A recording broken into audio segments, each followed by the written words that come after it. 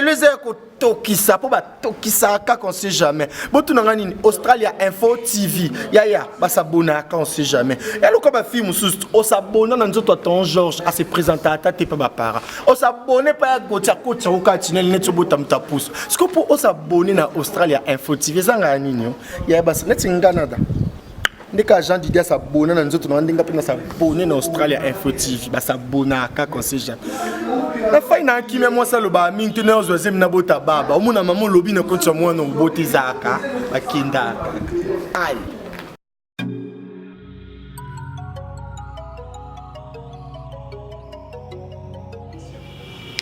Ben voilà, merci mesdames et messieurs, merci très chers internautes de rester à notre compagnie. Et voilà, baboni nyonso, hein? Il y a Australia Info TV, bah oui bah s'abonner kaka, hein? Donc tout s'abonner. La jolibilité na kata Australie. Donc on a pesi maman bobette feta bambote psychose bambote ya trop maman ya bane belé. Bambo Théâtre. Et voilà, merci. Tous en apprenant l'actualité, il y a l'album qui est sur le marché en 2019 à ce sublime mise en jour. Aujourd'hui, on va profiter, on va essayer un peu de parler de cet album avec l'un d'eux. Et moi, qu'on a bangwa ou tikuna tout le monde, il y a eu trop de départs et salami, mais c'est dit à quoi? De bonnes choses et un peu de malheur, chose se dit à quoi. Et voilà, sans plus tarder, on a déjà merci na coordination, merci na tout au basabona na site Australia Info TV. Alors on est ensemble et pour ouvrir. Et si c'est pour la toute première fois que vous suivez cette émission, c'est votre MD servante Rite pour la jolibilité. Aujourd'hui, je reçois Joe Gonzalo. Azara de l'autre côté, mais Suko Akoma Suko et pas Fabricaz Makambo. Et voilà, bonjour Joe. Bonjour Rite Punga. Comment vous allez? Ouais, ça va en forme, Dieu fait grâce. On vient, tout est bien. Ouais. Joe, chez Fabregas, combien de temps déjà? Une année déjà. Une année déjà. Ça marche? Ouais, ça marche en forme. Trop bien. Dans ce moment-là, j'ai été surprise. Joe, chez Fa. Dans le cas, nous avons une occasion, peut-être en émission. Le cas, c'est pour la toute première fois que nous avons une émission. Nous avons dit à quoi, pourquoi préférer Kikafa. Vous avez une idée de la bandakala. Tant que vous avez une antenne, c'était prévu pour Angola. Et juste dans le retour, nous avons dit que Joe a commis pas fa. C'est dit à quoi? Ben, en fait, c'est. Premièrement, je dirais merci à Maestro. Merci à Light Music Villanova. Merci à tous les collègues. Donc c'était facile. Je dirais j'étais très bien accueilli.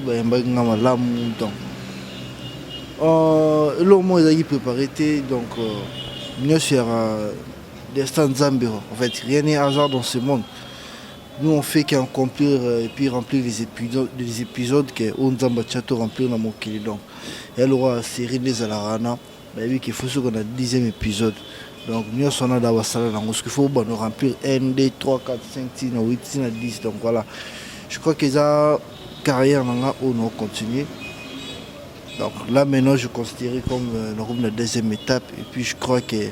Troisième étape est Rosa. Non, troisième étape bien sûr que oui, fait ça là. Il y a tout et pas nan. Non, pas mon tout. Il y a tout refait avec son amoureux entrepreneur, tout. Nous faisons la chance en marketing, donc voilà. Mais sinon, je suis là. Il faut signaler vraiment aux téléspectateurs, tu es là, je suis Fa. Je suis là. Mais sinon, pourquoi tu as choisi à Fa? Parce que, quand c'est le dit, Joe, tout le monde m'a dit la vérité. Parce que, ok, n'est pas Fa, parce que vous avez dit que donc tu savais que si tu es allé là-bas, Non, moi je n'ai jamais fait partie dans les polémiques. J'espère que tu me connais aussi bien. Dans ça, la polémique, la côte appelle la polémique. Donc, ce qui pour nous qui vit la Nova, premièrement, c'est là où que je voyais que je peux bien bosser, je peux bien m'exploiter par rapport à ma jeune bazar, la jeune. Et là, tout le monde est kunaya, nganaza mukolo, nganaza yandroit, nganaza kingani. Donc, voilà, kuna moto qui part juste poste et puis ils ont tâche naïe. Nous avons donc, il y a un droit à la rater, juste par rapport à la grade, donc chef, chef, travailleur sur le travailleur, ça peut travailleur. Mais nous, le chef femme travailleur. Donc, on a vraiment, donc, je me sens mieux là. Donc si on te retenir bien, on a une bonne chance, bonne continuité na Villa Nova. Donc, tu retenir que bisiko zaki na bisiko komi siko. Donc, chef fan de makam. Non, nous sommes à makam. Donc, la vie c'est qu'on Nzambe ebina sala makamna. Nzambe ebe que première étape fana à la place où nazalaki et deuxième étape naza. Et puis par rapport à l'expérience en vie. Donc, vie à la réalité nango. Vines à la wana to la rana 1 to la peine 2. Donc ce qui est dans la na 1, nous on a deuxième étape. Donc là j'en prendrai et puis à ce qu'on va prendre et puis on améliorera en même temps.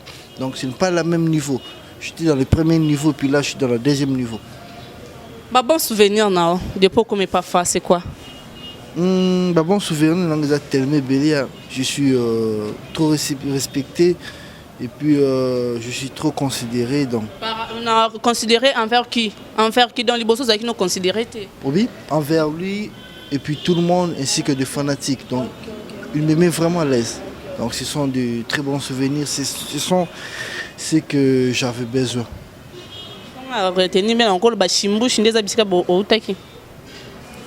Chimbush c'est quoi? Chimbush n'est.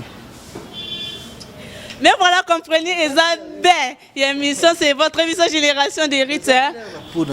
Donc, ça n'a pas de. Non, il y a Chimbush, non, il y a Chimbush. Non, il y a Chimbush. Générique, on a Chimbush. Ma colossalité. Nous sommes obligés de faire des choses à place où ça là. Pour comprendre que la musique a vu, la musique a pété en bêta, on peut en trouver. Autant un combo, ça ne dérange pas. C'est sans polémique ici. Ou soit tu nous as un problème là. Musique a pété na biswana et beta trop donc comprenez donc tout ba fan nga obalanda nga l'émission de ba commis déjà et voilà to beta siko liso siko ya cible de mise en jour et to le belango penza mingi franchement to le belango mingi cible de mise en jour biso dans toi bebo ouais to adopter qui attitude mon paix donc la paix est plus puissante que la guerre. Donc c'est maintenant à ton heure et que non. Tu parles de telle personne parce que pour la cause pour clair. Pour la place on a chiffre 9. Il y a Robin chiffre 9. Il y a Robin au monde. Elle est généralissime donc mis sur les yeux dans les yeux. Voilà. Parce que uta kuna même bateau ba otala pe ba yebi ke jua uta kuna. Te bateau mingi pe ba yebite. Ba yebi suko. Dans le musique, il y a un générique trop et yo kanakate donc tu t'es référé. Non, on a bien pété le générique yo kanakate. On a bien oh tangi comme wana. Na yebi yango te pe na yoka yango te. Chimbushi. Ma. Peut-être n'importe quoi dans le long. Avant yo kindangola na e. Et bien en fait franchement. Bon souvenir. L'album est trop lourd. Hein. Et puis, je pense que l'album, petit Lelo, et s'il a été peut-être rose à parmi. S'il a été payé au Canada. Non, peut-être ça parmi Banzembo et Zanka l'album ou Bima. Pour ceux qui Bima qui n'ont pas le bac, oui, Nayokango, Nayebiango. Mais peut-être même ça parmi les génériques qui a projet l'album. Donc voilà. C'est bon. Et voilà, on parle de cible mise en jour. Et ça sur le marché. Et bah retombé, ça va, ça marche. Ouais, merci. Cible mise à jour, ça a totalisé aujourd'hui 3 mois parce que l'autre les DG. Donc il se comportait très bien. Très bien. Le système de l'album n'a mois de juillet. Je sais pas, on a fait marcher dans le Kuta.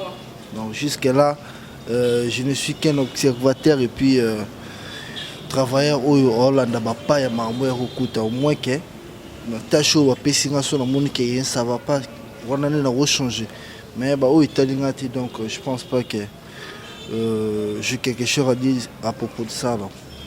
À part ce qui me concerne c'est que mon travail c'est tout. Mais trop de départs aussi c'est dû à quoi? C'est dû à la réalité de la vie hein.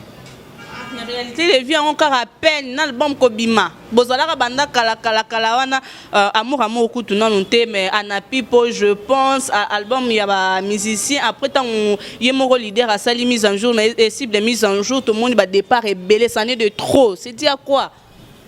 La mise à jour est celle qui va travailler peu fort. Donc ça qui mise en jour pour Villa Nova ba te belé balonga mais il faut pouvoir s'y mettre en haut qu'il y a de bons chanteurs au balongwe.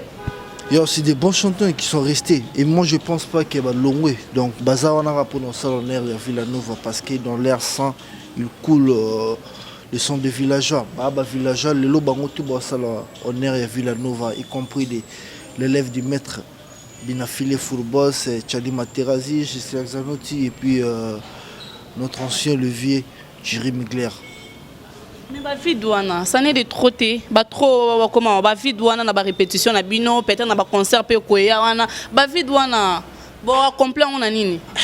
Et puis nombre de la village, nombre d'habitants boga air mon route yebana, mais village yebana te pour de bons chanteurs jo. On est nombre d'habitants. Ouais. Il y a pays tu es ville moi tu es capitale yebana pour mboka, voilà les là-bas tu pas bota ki ngani na quartier tel. Mais nombre de villages yebana te pour na buto bola la boyi pour ça boto si le bien boto donc tu le dis tellement bel le village je suis à la boum. Donc voilà. Et ça la réalité vie. Bisopé la classe moi tu espérais qu'elle double rapport garder la place dans la deuxième à ma troisième T. Donc si on bateau dans la deuxième à ma troisième pour ba ou na première ba ma deuxième. Donc je pense que quand on entend le bané bandeli et on a monté longo te pour bango tout baba villageois parce qu'il est là attitude langage changé. Donc les ba kala somme te longo fa bando finga mais pour une fois tout le monde de l'eau l'élève du maître Titi du monde est la peu plus puissante que la guerre. Donc, on aura Titi, on aurait maestro, papa, naïe, na chant, na émission, naïe, na concert, naïe. Donc, on est vraiment fiers. Et puis, j'en profite pour recommander na fanatique na Busso Villa Nova, au nom de mon groupe ainsi que le maestro lui-même, aller assister l'élève du maître, aller l'accueillir. Vous allez dans concert, naïe, en bête les 2 et les 6. Novembre si je ne me trompe pas, dans Luanda. Ah, ok. Ok. Mais bato ba longo eza bato totangi mais ça na musicien moko bobengani ko bengana. Na ebité wana pendeza peka la paix bo bengana muntu ka likola la paix bébé Bouchou. Alors moi je me demande bébé Bouchou qui avait une voix vraiment je sais pas une voix magnifique. Bon on voit ya bébé Bouchou. Il y a plein de talents. Talentier va être belé. Pourquoi? Mais c'est dire quoi? Regarde à rapper à Binoti. Nombre d'habitants village et bala, il y a village et bala. Pour botter les qui donc tout ça tellement belé. Bébé Bouchou c'est mon petit frère, bébé Bouchou. C'est ton petit frère? Si c'est mon petit frère, moi je suis pas son ami. Ah pas le mot ça le roi. Jo. Ah arrêtez ça putain. Bébé Bouchou c'est mon petit tu vois. Il faisait bien son travail, il fait bien très bien son travail. Je pense que selon la loi, le règlement où ils ont 405 du groupe Villa Nova, à respecter qui me soutient, moi c'est qui est écarté. Donc moi c'est qui est écarté, il faut le bien. Il y a mon côté les habitants comment au bureau. Oui, Bouchou balongo là qui, non balongo là qui est bureau ils ont ça là ça nango. Toi na yemo maestro maître, toi na CG Yves Mbouyulu, toi na MJ Mimosa, toi na Ngai, toi na Lionel Messi, toi na Merveille Amado, toi na 3 jours donc bureau célèbre ça na tout le monde que non, le Bouchou respecter ba loi et réglementé donc c'est mieux pour nous et virus soigné ça ba de société ba collègue de société c'est ngela ko écarté. C'est une bonne chose hein. Non, ça le péché mon péché grave. Je dirais oui, hein. Péché mon kezala, tu sais là, nyamne c'est là ndemo. Bah. Attends pour ma moutna refinga mout, ba c'est réalisme moi. Ndemo. Jo. Il y en a oh ibin kate ba mutu ba mibi. C'était Joe Gonzalo à l'Obélibiso sur Villa Nova, orchestre de maestro, basé dans l'album sur le marché, cible mise en jour. Et voilà, mise en jour de ça, ma kamnango, bon, on a Belo, et ça, na YouTube, na bino. Alors, c'est déjà la fin de cette émission. On a pu Simbo Tenajan, Mwanzambo Tenayo, Gaël Neftali, la grande casquette de la presse. Bon, zéro bêtise, toujours zéro bêtise. Donc, on soutient l'initiative, on est là pour faire du bon boulot. Et alors, on est à la fin de cette émission. On a pu Simbo Tenajan, prise Pembe. C'est ça, non? Priska Pembe. Pembe. On a baby ça va combat battu, il y a baby cité. Dieu, nous sommes à la fin, mot de la fin, nayo, projet, besoin d'un concert, besoin organiser, besoin d'un voyage, je ne sais pas. Et puis ma banga na auto kabwana, c'est déjà la fin. Ouais, merci, merci pour l'invitation, merci pour la considération. Donc, même si on a toujours passé et puis on va consommer l'album sur les mises à jour. Où il va contenir 29 titres. Donc, il y a pas mal. 29 titres. Donc, il y en a des track 1, track 2. Et puis, on est là. Pour l'instant, aussi, pendant qu'il y a programme tout. Donc, répétition ici, que scénique, tout. À part les communicateurs, l'émission, tout ça, pour promouvoir l'album sur les mises à jour. Mais sinon, à ce qui les autres programmes, c'est le 1er novembre, on a Abidjan. Et puis le 4 décembre, c'est en Abidjan. On a eu des assauts pour Abidjan, mais pour le pays. Merveille Amado. On a nominé dans African Talent Award, eux ont en Côte d'Ivoire le 4 décembre. 4 décembre. Donc, aussi, on a Kino, tout, Congolais, tout, tout, musique. On est pour nous tomber la bende la mboka. Voter sur un abus. Il suffit juste. Le balinga danse ton musique. On parle de la danse. La musique, non, danse c'est la musique, non. Donc voilà. Voilà qui peut se qui a ça dans la ville, nous va tomber. Et arrête. Non, là il est moko. Là il est moko. On a représenté République démocratique. C'est une bonne chose. Donc voilà, voter. Il suffit juste que dans du compte Gmail il y a African Talent Award, des places merveilles à ça nominé. Voter, voter dans un héritier minimum. Des merci Milito, Valérie, donc tout on est ensemble. Merci vraiment, merci à vous très chers internautes. Donc vous s'abonner, s'abonner à Kaka, s'abonner à Kaka, on a Damastor, vous s'abonner. Alors merci na maman Abisso, maman Bobette Feta, merci, c'est déjà la fin de cette émission. Donc quant à moi je vous dis déjà au revoir et je vous fais de gros bisous. Na linga abino ya trop donc jolibilité zo continue toujours jolibilité. Bon oui to kolimbate, c'était l'émission Génération de Rita. Tozo kwa menele bino ba produit à malan mais kala tout ça l'émission na jacuzzi. Alors portez-vous bien, bye bye.